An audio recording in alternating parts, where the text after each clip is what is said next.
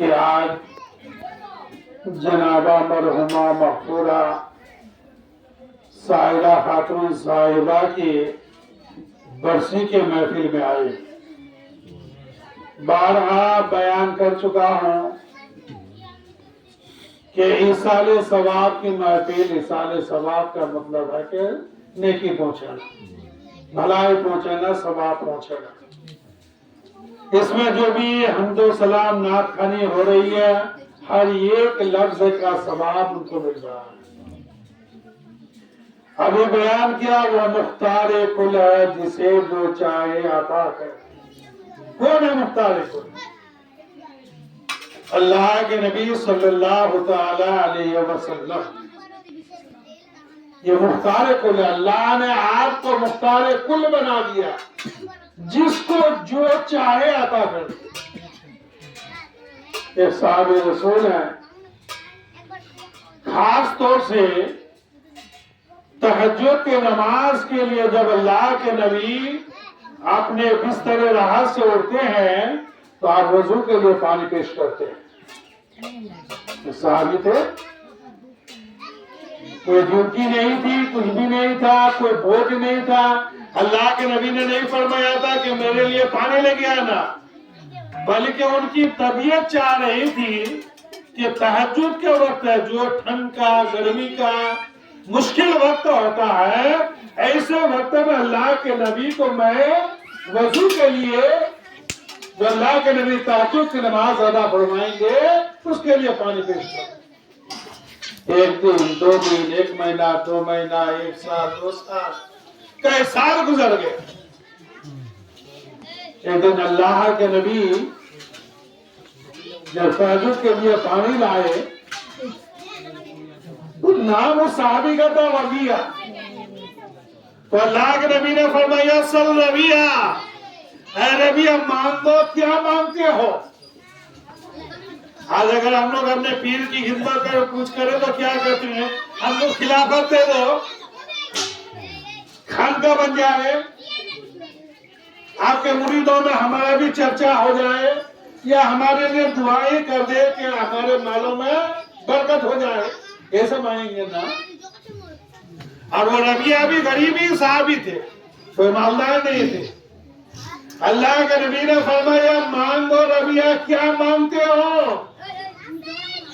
تو ربیعہ نے کہا اے اللہ کے نبی، میں آپ سے مانگتا ہوں کہ کل جب آپ جنت میں ہوں گے تو جنت میں آپ کی قربت مانگتا ہوں تاکہ وہاں بھی تہجد کا پانی پیش کر سکیں۔ سبحان اللہ۔ دولت نہیں مانگے، کچھ بھی نہیں مانگے، نہ اولاد کے بارے میں، نہ اپنے بارے میں، نہ بیوی بچوں کے بارے میں دعا کرنے کے، کچھ بھی نہیں۔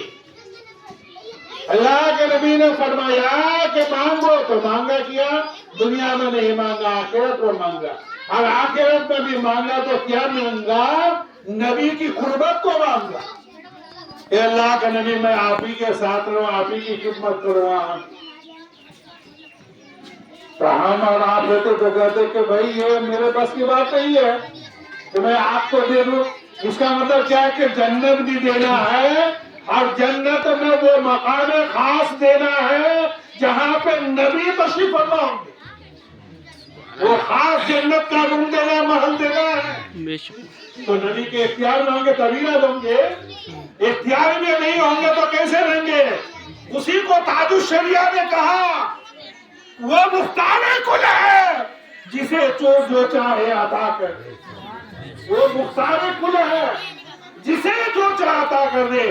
اللہ کے نبی نے فرمایا ربیعہ جا تمہیں دے دیا، جا تمہیں جنت میں دے دیا، جنت کا وہ محل دے دیا جہاں میں رہوں گا، اب میری قربت بھی تمہیں دے دی، جاؤ اور میری خدمت بھی تمہیں عطا کر دی۔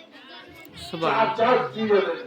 اب آگے اللہ کے نبی فرماتے آوا غیر ذالک، اے ربیعہ اس کے علاوہ بھی کوئی مان ہے؟